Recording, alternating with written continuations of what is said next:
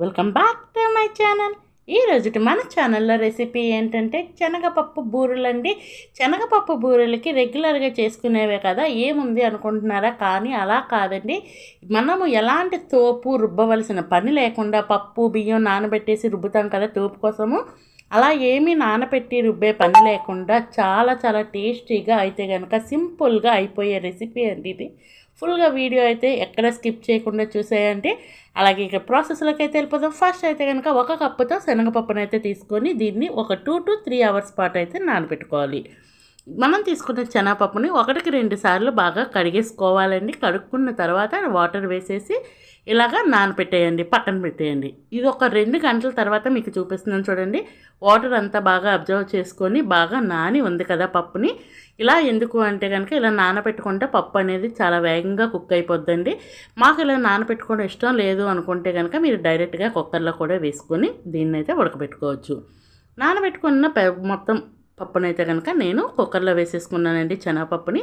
ఇలా వేసుకున్న తర్వాత 1 కప్పు శనగపప్పుకి అయితే 2 కప్పులు వాటర్ వేసుకుంటున్నాను. ఆల్రెడీ ఇది నాని ఉంది కాబట్టి 2 కప్పులు వేసుకుంటున్నాను. అదే నానబెట్టకపోతే కనుక 2.5 నుంచి 3 వరకు వేసుకోండి. అలాగే ఒక పించ్ ఆఫ్ సాల్ట్ కూడా వేసేసి కుక్కర్లో మూత పెట్టేసి నేనైతే ఇక్కడ 5 విజిల్స్ అయితే పెట్టేసుకున్నాను. చూసారు కదా, చల్లగా అయిన తర్వాత చూపిస్తే ఎంత బాగా కుక్ అయ్యింది. ఇందులో నుంచి కాస్త వాటర్ కూడా ఉంది కదా, ఆ వాటర్ అంతటిని బయటకైతే తీసేసుకుందాం. ఈ వాటర్ వేస్ట్ చేయవలసిన అవసరం ఏమీ లేదండి. రసం చేసుకుంటూ ఉంటాం కదా, అందులో వేసి మరగపెట్టేస్తే టేస్ట్ కూడా రసం టేస్ట్ చాలా బాగుంటుంది. అలాగే నెక్స్ట్ అయితే కనుక 1 కప్పుతో 1 కప్పు బెల్లం తురుమునైతే తురుము పెట్టుకున్నానండి. 1 కప్పు పప్పుకి 1 కప్పు బెల్లం తురుము అయితే కరెక్ట్గా సరిపోద్ది. ఒకవేళ స్వీట్ తక్కువ కావాలనుకుంటే కాస్త తగ్గించి వేసుకోండి. మిగతాది అయితే కనుక స్వీట్ కరెక్ట్గా సరిపోద్ది. మొత్తం ఈ బెల్లం అంతా పప్పులో బాగా కలిసేటట్టు కలుపుకోండి.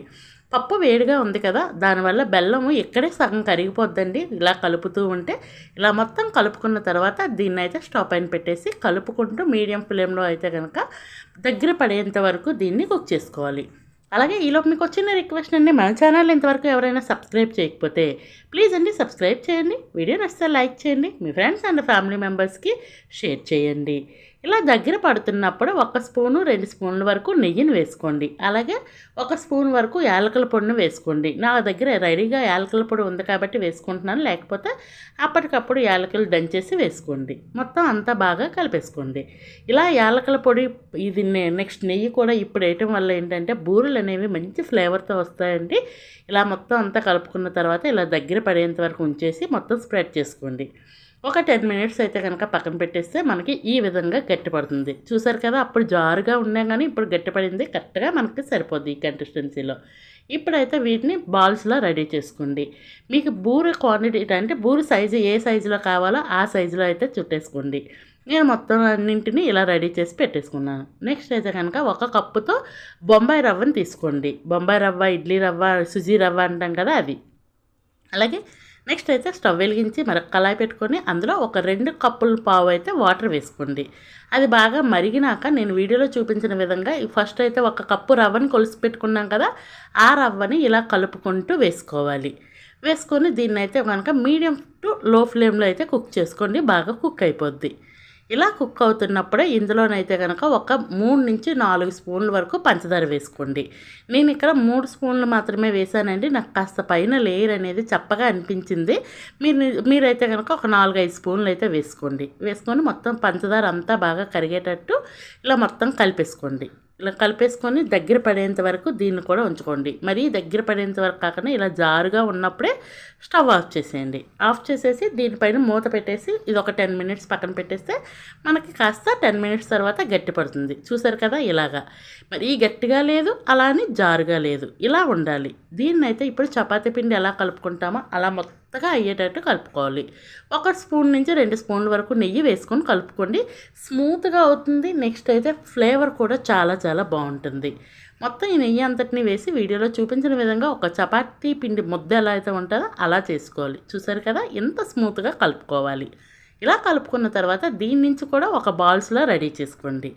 మనం అక్కడ బూర్ల కోసం రెడీ చేసేసాం కదా శనగపప్పుది, అదే సైజులో ఇది కూడా తీసుకోవాలి. తీసుకొని నేను వీడియోలో చూపించిన విధంగా చేతిలోనైనా స్ప్రెడ్ చేసుకోవచ్చు, లేదైనా ఒక కవర్ పెట్టేసి కూడా స్ప్రెడ్ చేసుకోవచ్చు.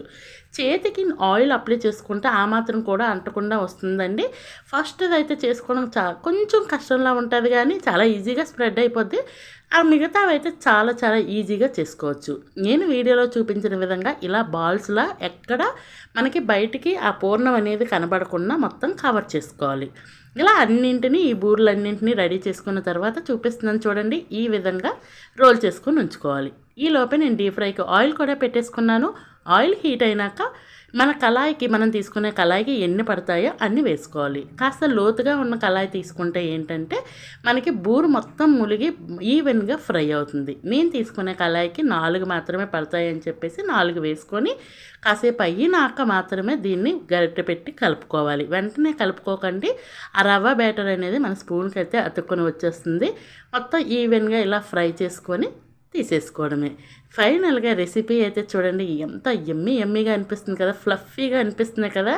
మనకి రుబ్బుకునే పని లేకుండా చాలా ఈజీగా టేస్టీగా అయితే బూరెలు అనేవి రెడీ అయిపోయింది. ఒకసారి ట్రై చేసి రెసిపీ ఎలా వచ్చిందో కామెంట్ బాక్స్ ద్వారా తెలియజేయండి.